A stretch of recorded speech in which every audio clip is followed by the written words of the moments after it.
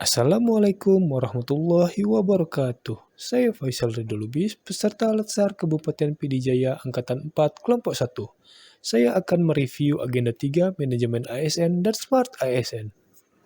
Manajemen ASN adalah pengelolaan ASN untuk menghasilkan pegawai ASN yang profesional, memiliki nilai dasar, etika profesi, bebas dari intervensi politik, bersih dari praktek korupsi, kolusi, dan nepotisme. Kedudukan ASN. Yang pertama, PNS, ialah warga negara Indonesia yang memenuhi syarat tertentu sebagai pegawai ASN secara tetap oleh pejabat pembina kepegawaian untuk menduduki jabatan pemerintahan dan memiliki nomor induk pegawai secara nasional.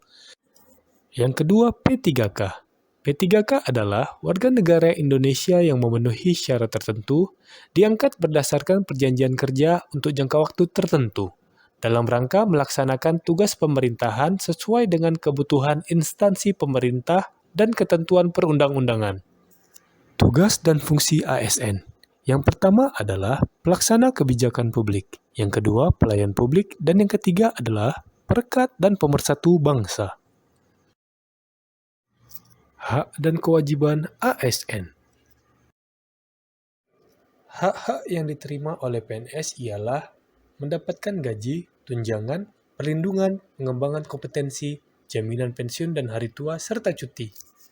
Sedangkan hak yang diterima P3K berupa gaji, tunjangan, perlindungan, pengembangan kompetensi, dan cuti. Kewajiban ASN ialah yang pertama, setia dan taat pada Pancasila, Undang-Undang Dasar 1945 dan NKRI. Yang kedua, menjaga persatuan dan kesatuan bangsa. Yang ketiga, melaksanakan kebijakan yang dirumuskan pejabat pemerintah yang berwenang. Yang keempat, menjaga ketentuan peraturan perundang-undangan. Yang kelima, melaksanakan tugas kedinasan dengan penuh pengabdian, kejujuran, kesadaran, dan tanggung jawab. Yang keenam, bersedia ditempatkan di seluruh wilayah negara Kesatuan Republik Indonesia. Selanjutnya, kode etik ASN. Yang pertama, melaksanakan tugasnya dengan jujur, bertanggung jawab, dan berintegritas tinggi. Yang kedua, melaksanakan tugasnya dengan cermat dan disiplin. Yang ketiga, melayani dengan sikap hormat, sopan, dan tanpa tekanan. Sistem merit. Menurut Pasal 1 Undang-Undang ASN tentang ketentuan umum, kebijakan dan manajemen ASN yang berdasarkan pada kualifikasi, kompetensi, dan kinerja secara adil dan wajar, dengan tanpa membedakan latar belakang politik, ras, warna kulit, agama, asal-usul, jenis kelamin, status pernikahan, umur, dan kondisi kecacatan.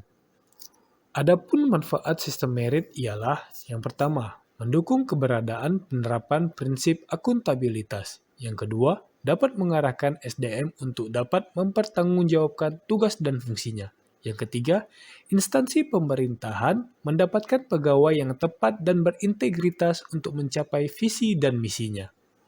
Smart ASN. Berdasarkan petunjuk khusus dari Presiden pada rapat terbatas perencanaan transformasi digital, bahwa transformasi digital di masa pandemi maupun pandemi yang akan datang akan mengubah secara struktural cara kerja, beraktivitas, berkonsumsi, belajar, bertransaksi yang sebelumnya luring dengan kontak fisik menjadi lebih banyak ke daring yang akan dihadapi oleh semua lapisan masyarakat termasuk ASN.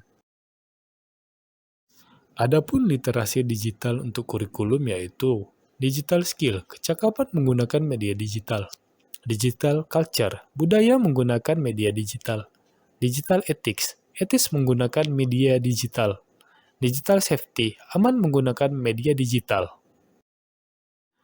Etika bermedia digital, dibutuhkan panduan etis dan kontrol diri atau self-controlling dalam menghadapi perbedaan-perbedaan dalam menggunakan media digital, yang disebut dengan etika digital atau netik. Selain itu, terdapat konten negatif yang membarengi perkembangan dunia digital, tentu menyasar pada pengguna internet yang substansinya mengarah pada penyebaran kebencian dan permusuhan, berdasarkan suku, agama, ras, dan golongan. Tugas asinkronus. Yang pertama, video monolog yang berisi profil instansi, visi dan misi instansi, tugas dan fungsi peserta di unit kerja, dan praktek penerapan manajemen ASN dan Smart ASN di instansi masing-masing. Yang kedua, analisis isu dan gagasan kreatif. Peserta diminta untuk 1. Mengidentifikasi 3 isu yang ada di instansi terkait dengan kedudukan dan peran peserta selaku ASN dalam upaya mewujudkan smart governance di instansi. Kedua, menentukan isu utama dengan menggunakan teknik penapisan yang dikuasai. Yang ketiga, tentukan gagasan kreatif yang menyelesaikan isu tersebut. Tugas yang ketiga ialah tugas kelompok, yaitu studi virtual dengan mencari informasi mengenai praktek smart governance di salah satu instansi pemerintahan atau BUMN atau BUMD.